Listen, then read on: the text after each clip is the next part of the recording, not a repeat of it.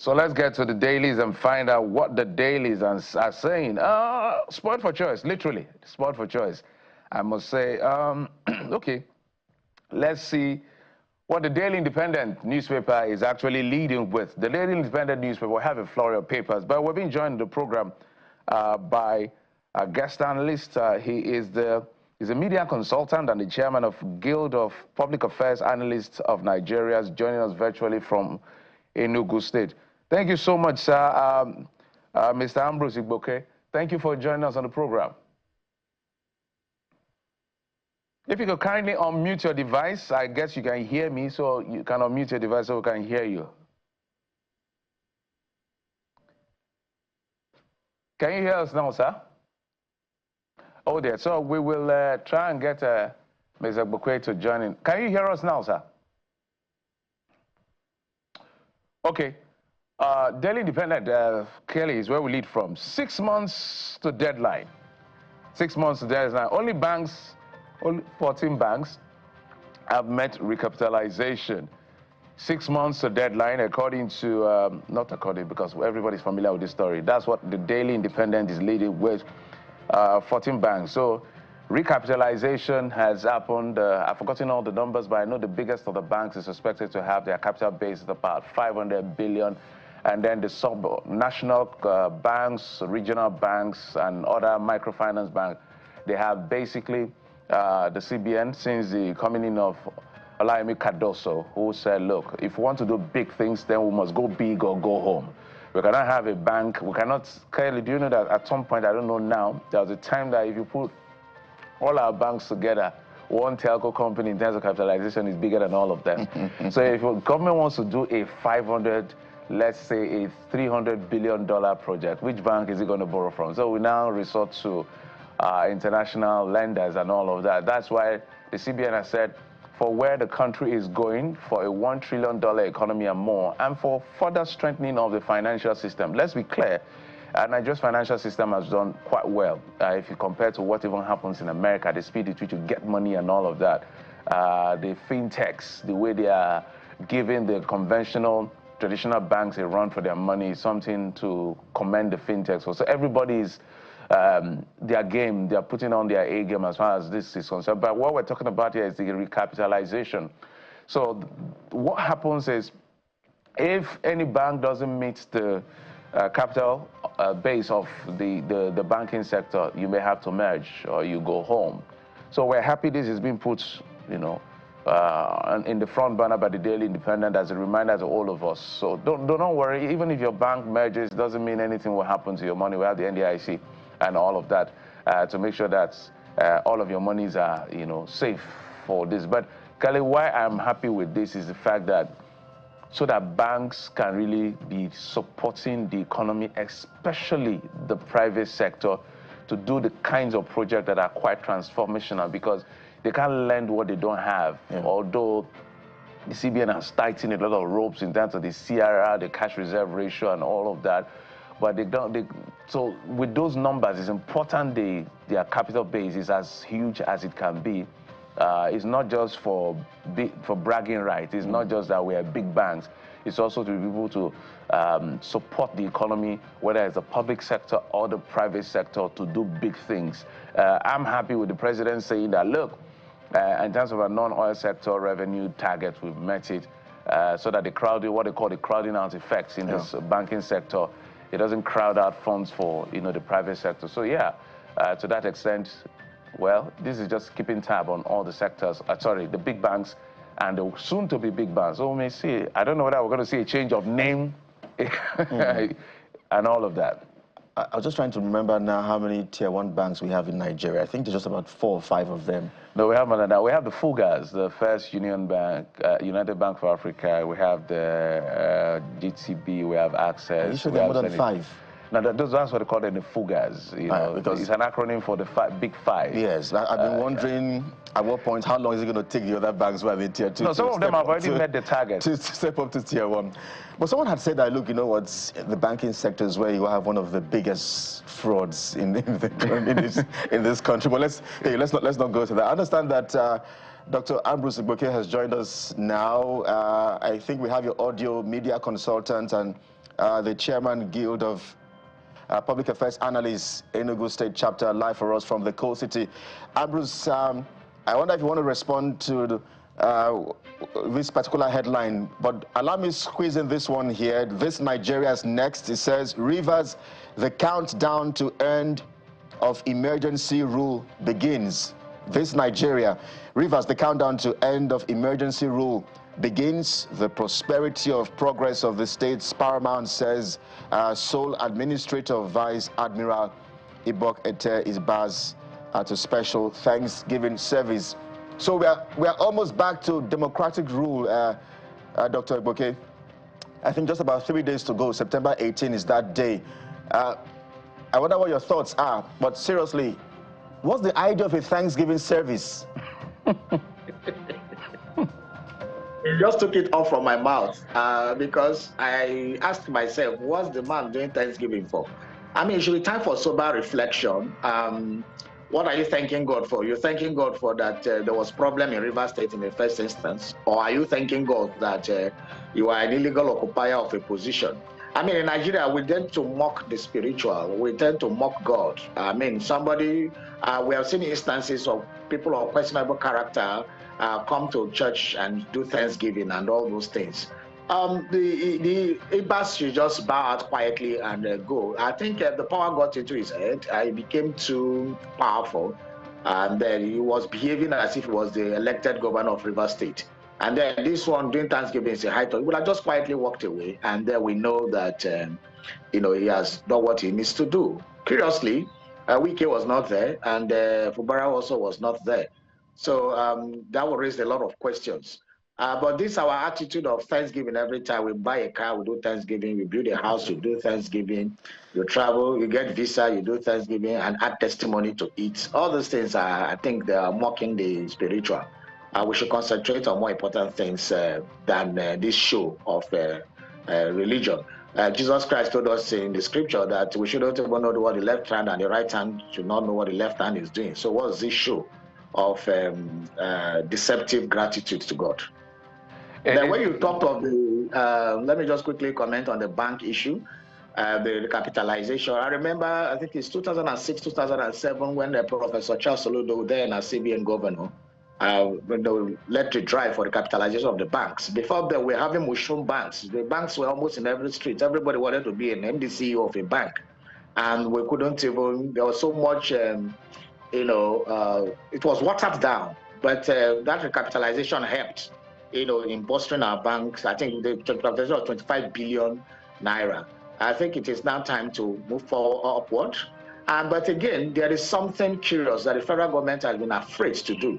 It was one of the recommendations of Professor Charles Soludo. I think it's a 13-point agenda reforming of central bank in 2006. The number 7 of it, number 6 was recapitalization. I think number 7 was withdrawal of public sector funds from commercial banks. That has never seen the light of day. So why is the federal government afraid to remove the people? That's because that is why our banks are lazy. They don't fund SMEs. They don't do a lot of things because they are very comfortable. So why will a bank pursue SMEs and want to make SME stands when a ministry or a department or an agency can put like 100 billion naira in their votes? And so they won't pursue anything. So they are like elitists, just perched there, living the life. So the Cardoso, Mr. Cardoso should try to see if that can be implemented. Pull out all public sector funds from the commercial banks and bank them at the CBN so that these our banks can truly be commercial banks. But right now, they are just like social banks, socialist system where they are receiving all kinds of money from the federal government and state governments. Mr. Igboke, I've gone to look for trouble, but it's okay. Let's see how that plays out. I'm back to the rivers. Sometimes the rivers issue, sometimes it's just a conundrum of absurdity when you see what plays out in Rivers State. I still believe the president doesn't have powers to remove elected officials, whether it's a governor, deputy, or the state members of assembly. We're expecting the Supreme Court to make a decision on that again. Unfortunately, the Supreme Court has not made that pronouncement. The last time it sounded like they were evasive to it, to the greatest sense of respect, when Darie went there. He didn't have local standby because he was suspended. And now PDP governors have come to say, let's end this. We had Professor Wole Soyinka here who said also that, look, let's end these debates as to the power of the president. So from where we sit, from what we know in the law and the constitution, President Bola Tinubu has no constitutional powers under the law to suspend elected officials under any guise. If that is a lacuna in the constitution, that should have been. He did it anyway. Yeah, no, he did it anyway. Yeah, he did it. The problem with Nigeria. Yes, that's the challenge. You know, just like the issue of Fubara himself abrogating his powers to himself and telling elected of House of Assembly members that he doesn't recognize them. People do not know that when it comes to House of Assembly itself, if the Speaker doesn't swear you in, even if you win the election, you're not a member of the House. And he's the one that can also declare your seat vacant, not the governor. So there's a lot of recklessness across board. I don't even want to talk about the Navy General, Ibaz, because as far as I'm concerned, nothing existed when he was there. As far as under the law, I don't know where he falls into. So whether the governor is going to come back to be a lame dog, we do not know. But they can play their politics. We just want to stay around the law and abide by it. But let's go to the Vanguard newspaper. Vanguard newspaper is leading with how attendants manipulate pumps, extort petrol consumers nationwide. A victim says how I was scammed. Cheating usually intense during scarcity. That's motorist. NMDPRA lacks adequate personnel, absent at filling stations. Yet again, the NMDPRA, there are questions of this. I would like you to comment on this issue because the question of NMDPRA's competence is also called to question here. When it comes to how they reviewed our part of the participated in telling us that the refineries are good to go because they followed military all over the place. We had our cameras and look at what has happened to those refineries. Now, we had the petroleum people that used to check the filling station. I don't know what's going on. What do you make of this story, sir? Well, for Nigeria, it is a peculiarity of absurdity that some time ago I saw a video where there were a few queues in 1974. There was scarcity of fuel. 1974. Then we come back to 2025. We are talking about 51 years later. We are still talking about fuel queues in a country that have the pipelines. Remember that some time ago, at least in the 30 years, 40 years ago, we had, pipelines running through to fuel depots. So we have one in Ore, for example. We have at Ibadan. We have in different places. We even had a refinery in Kaduna for the purpose of servicing the north. It was seamless. We didn't have all these trucks all going to Lagos to go and pick petroleum products and the rest. It was seamless for a while. Then SAP happened to Nigeria, Structural Adjustment Program, and within the late 80s, early 90s, we started having issues with our refinery. And till now, we have not been able to fix our refineries.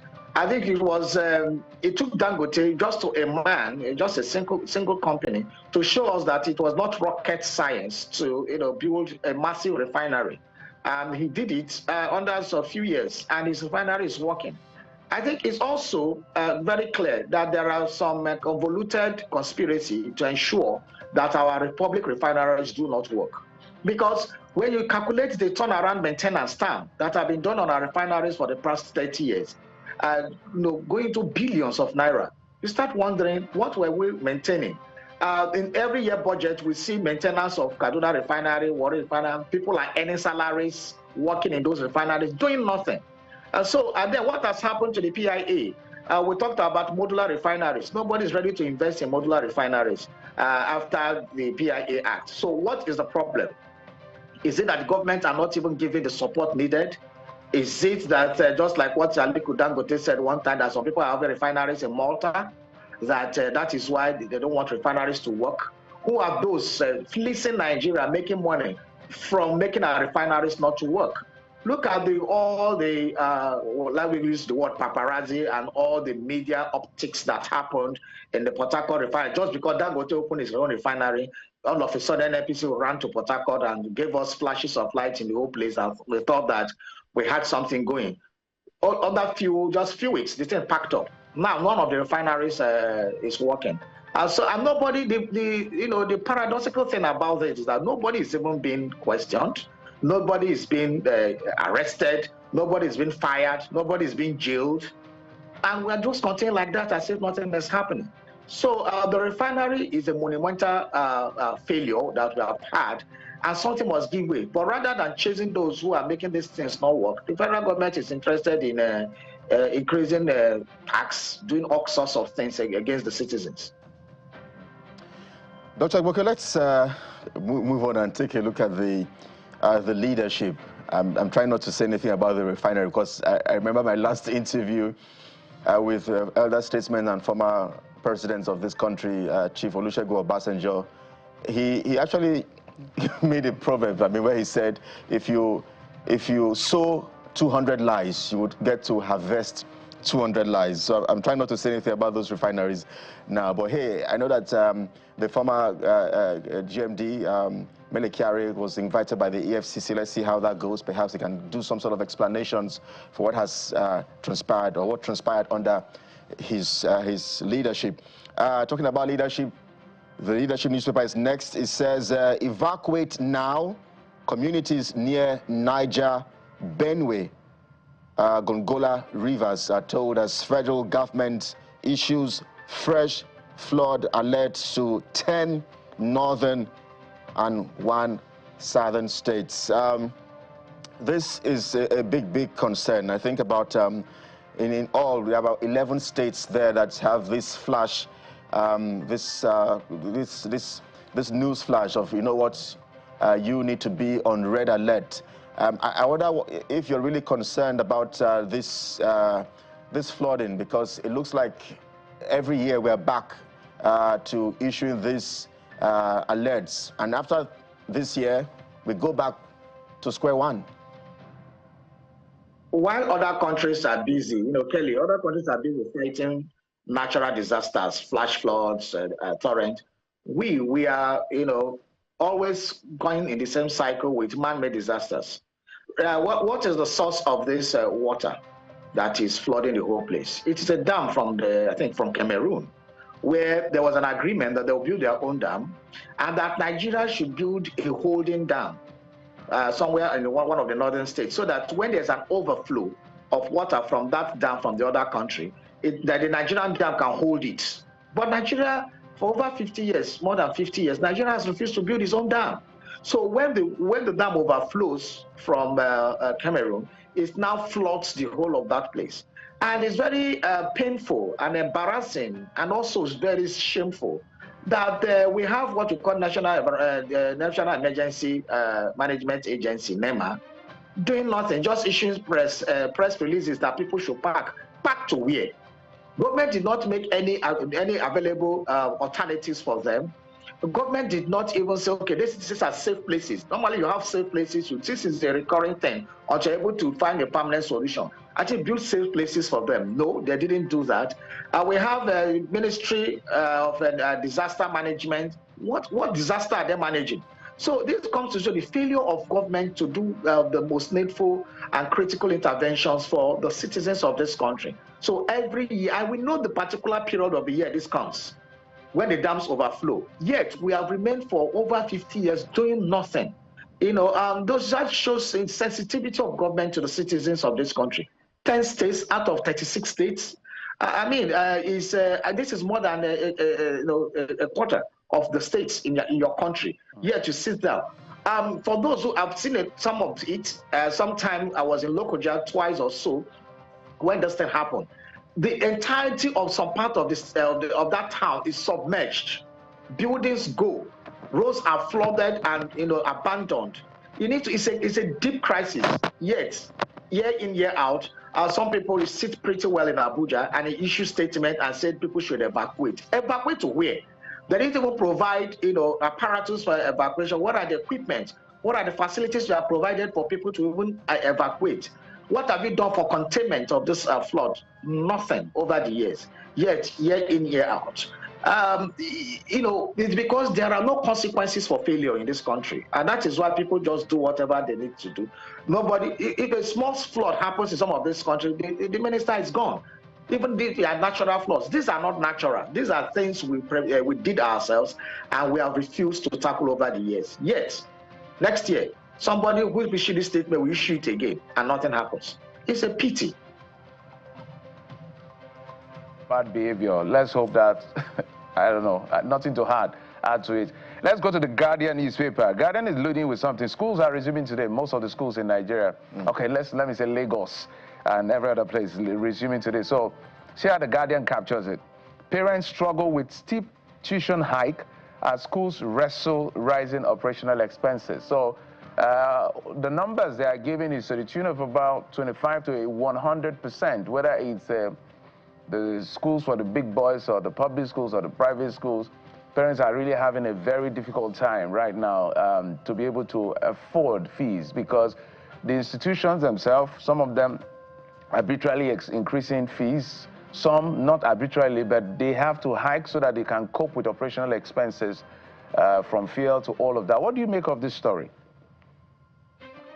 Well, I think just like what happens in most sectors in Nigeria, the proprietors of schools, especially private schools, are being very greedy. The increase in the school fees are not commensurate to the economic realities. For example, for a while now, the fuel cost or diesel costs have not increased. They have been stable at a particular point, that are oscillating between 100 naira and 150 differentials. Now, the schools are not putting that into, because fuel cost of transportation has not also increased in this few period that the fuel prices have been oscillating. Then when you talk of cost of other items too, they did not increase by 100%. And that is why we kept wondering, what is happening to proprietors? So they become greedy. They take parents for a ride because sometimes the alternatives are not there. The government schools themselves are not doing well, because if the government schools are doing very well, and they are very good, they are very purposeful for the 21st century, parents will not bother to go to private schools. But because the private schools are basically the only alternative for maybe lower end middle class and upper end middle class and people who can afford it to give their children good education, the people are cashing on it. Apart from the school fees, they have come with all kinds of fees. They introduce all kinds of fees to practical fees. They do costume fees. They do all kinds of sports fees. They do this, all kinds of things you have not thought of. They make it compulsory for your children to come for lesson, whether they go or not. You pay for it. There should be a mechanism to checkmate. There should be an ombudsman and somebody who can be able to checkmate the excesses of these private schools. And unfortunately, most of the parents are not also, just like the Nigerian kind of attitude. There's a sort of a laxity about it. A lot of parents are not ready to do what we call class suits against schools. They come to PTA meetings. They don't try to talk to proprietors. Some of them feel that if you raise the issue, you will think that you are the poorest of them. So there's this thing of class struggle and the rest. And then some parents also, because of peer pressure, they want to put their children in schools that they cannot afford. So because your neighbor's child is going to school A, so my child must go to equivalent school so that they will not think I'm poor. So I think also there's a mentality about the schools we go to. There's also a mentality about the cost. Some school proprietors have actually said that if you made the price cheaper, that some of the A-list clients they have will think that the school is too cheap. So there's a kind of mundane attitude that we display in this kind of situations. So the proprietors are comfortable doing what they're doing because nobody even challenges them. Nigerians, as usual, will go more, and then we keep quiet. There is no commensurate economic index to actually prove that what these people are adding is, commensurate to the economic realities.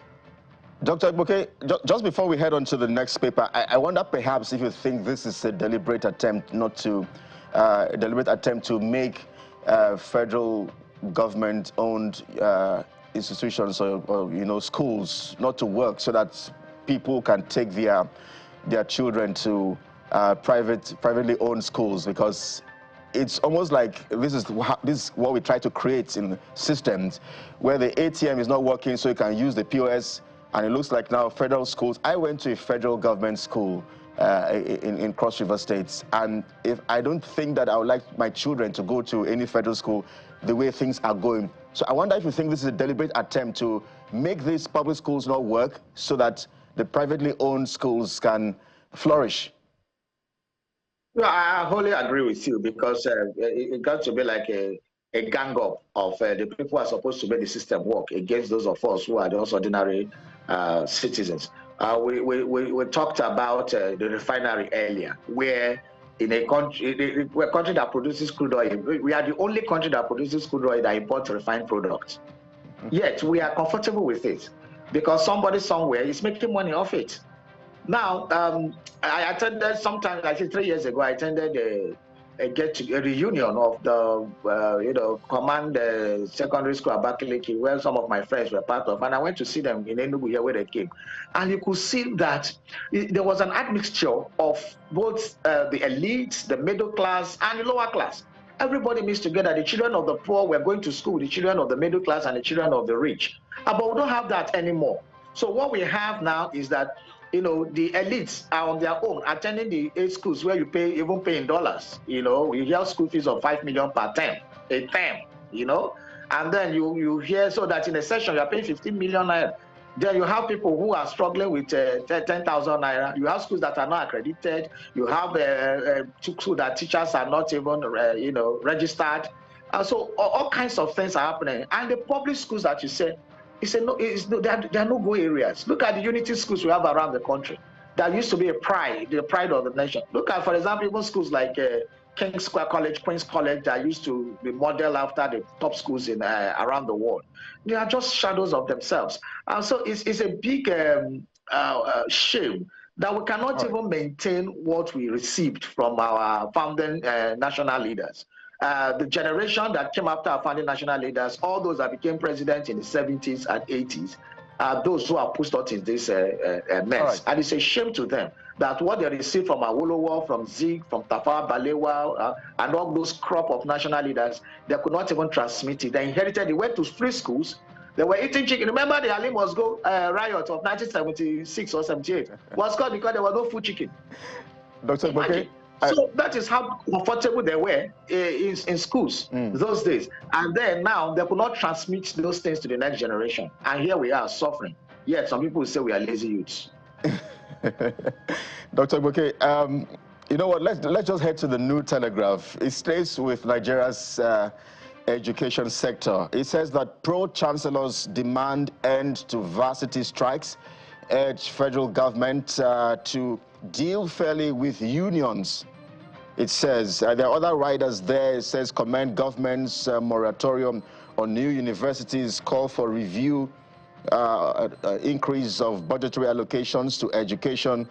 And then, of course, there's the story of resident doctors as well. But, I mean, staying with Nigeria's education sector, I wonder what you think, because we have more universities, new universities which have been created, to cater for the high number of Nigeria's young population. But then again, it looks like the quality of education is somehow declining. Well, everything in Nigeria is declining. From the way we live our life. Is that a fair statement to make on Nigeria's leadership, to say everything is declining? Everything in Nigeria is declining. I was in Warri again last week. I grew up in Warri, the data state company Alaja, the estate there. And I was telling my classmates I met that look at what Nigeria did in the 70s.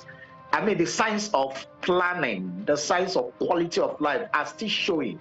The roads, I showed them the road, and the asphalted roads that were built in the late 70s are still there, not cracked. I know, so there were quality. There was a time Nigeria worked, and all of a sudden Nigeria did not work. There were times where all the sets of Nigeria, most of them, 98% of them that went overseas in the 70s and early 80s for studies, came back. Because Nigeria was far better than where they went to study, be it in UK, be it in America, be it in Soviet Union or wherever they were. They came back because Nigeria had a higher quality of life in terms of even education. Remember the Ghanaian lecturers, Indian lecturers, different parts of the world, they were coming to Nigerian schools to lecture because Nigerian universities were paying well. All of a sudden, these military guys took over. I don't know, most of them that took over had quality education. Some of them studied in Sandhurst in England, and they went for military training, attaché, different trainings all over. So why they killed education sector is what I don't know. Right. Because as at the time we are going to 1986, 87, it started deteriorating. Yeah. A professor at the university earns less than between $250 to $300 a month. What kind of life is that? That is why when you go to campuses now, we're totally out of time. If you can hear me, it's a pity. If you can hear me, well said. Well, we'll continue to highlight and spotlight these issues so that our country will be a pride of many nations, of all nations. Mr. Ambrose Igboke is the media consultant and chairman of Guild of Public Affairs Analysts of Nigeria, joining us, as in from Enugu, in Enugu State, joining us virtually from Enugu. Thank you, sir, for coming on the program. Thanks, Jeff. Thanks, Kelly, for having me on the show this morning. All right, let's bring you up to speed what we're doing today on the program. First up, we're going to be talking to the Federal Controller of Works in Lagos, who will be telling us or not whether that Qatar bridge is coming down or it is not coming down. Yes, we'll find out in just a moment. I'm sure you saw the Tobias Motion video and what's going on with the World Athletics Championship with Nigerian contingents. Well, we're going to find out maybe from the people in charge at some point in the program. And of course, also, the national chairman of ABGA will be joining us on some part of the program to bring us up to speed of the state of the nation. But before all of that as well, the Commissioner for Waterfront Development in Lagos will be here, hopefully, to highlight what exactly is playing out with this demolition and waterfront and what the development plan is as far as Lagos waterfront is concerned. So it's a packed show in the next less than 1.5 hours. We have to do all of this. We'll be right back with the Commissioner with the Controller of Works, Lagos, joining us in just a moment. Stay with us.